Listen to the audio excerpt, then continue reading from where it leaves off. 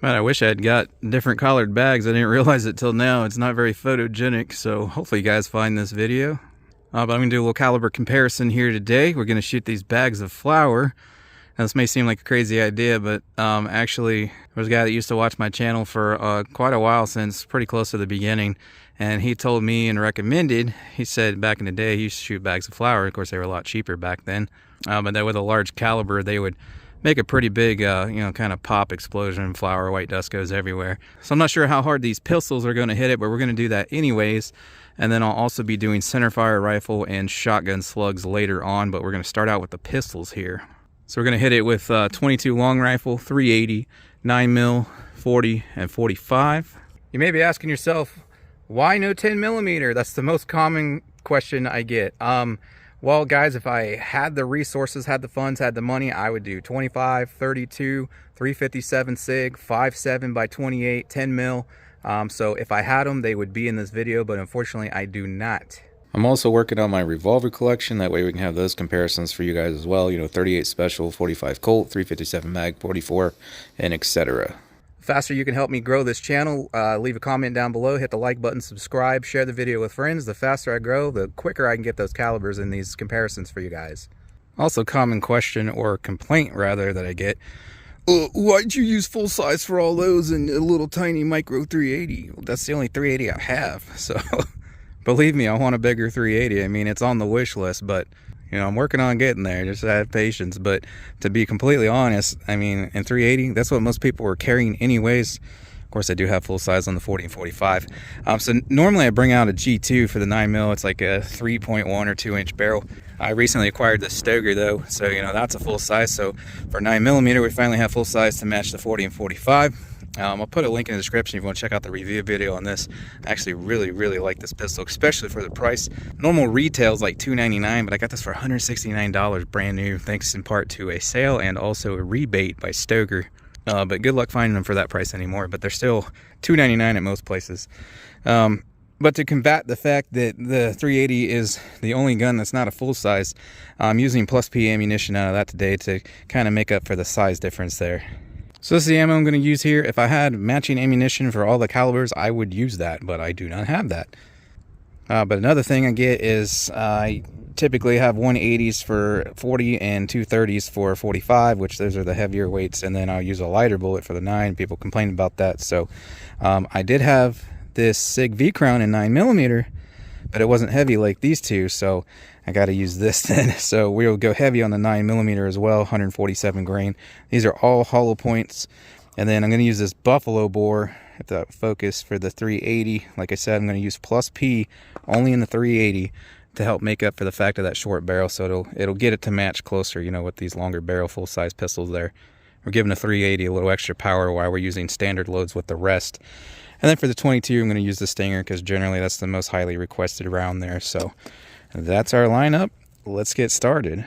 Now I'll show you these all up close real quick. So there's your 22 Stinger. There's that buffalo bore.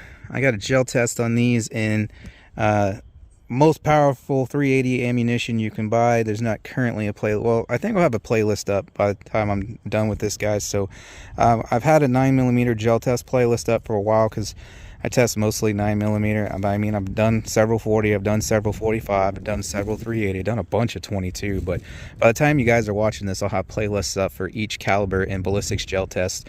So if you want to go check out the gel test and see what these actually do in ballistics gelatin, you'll have a quick means to do that. Just go to the playlists on the channel and you can get to whichever one you're looking for relatively quickly.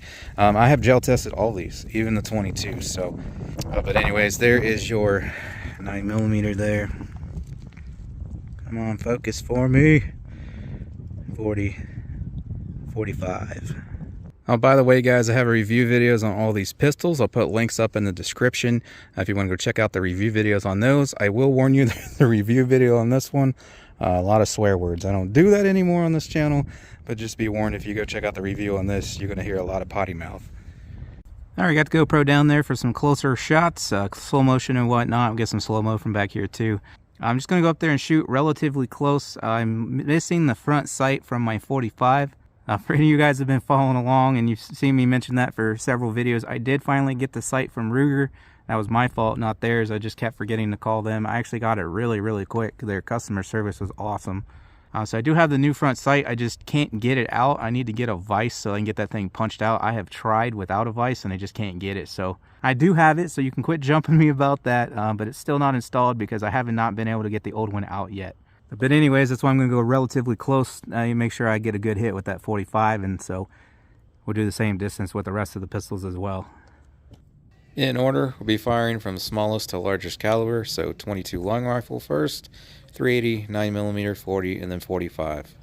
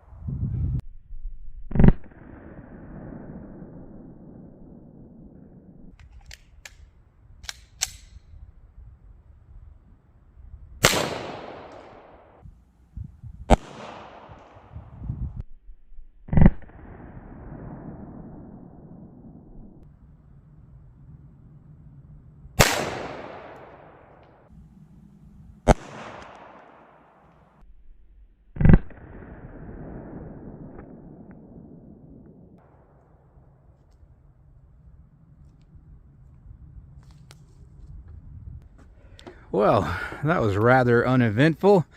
I didn't expect much. I figured the hollow points probably don't even expand in, flour.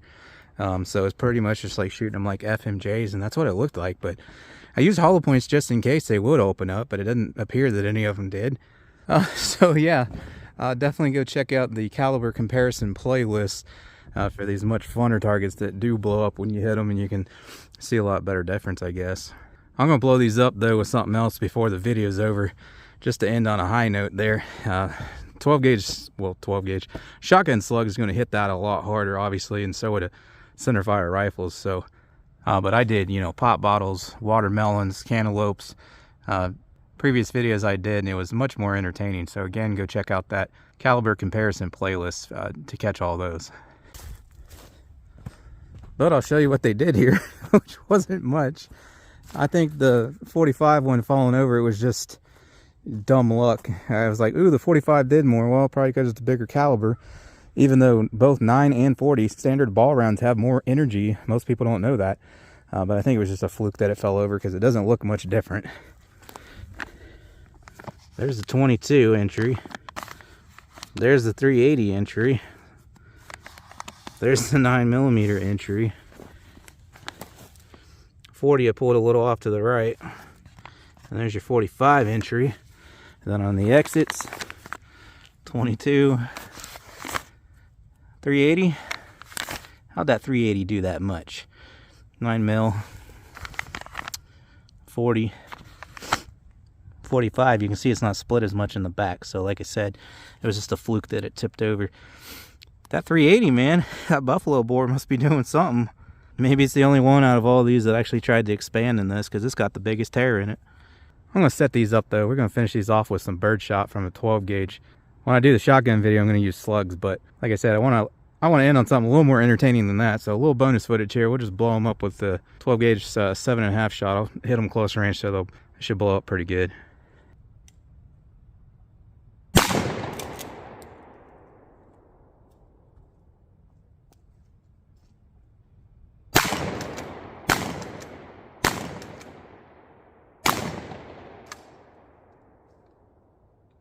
There you go.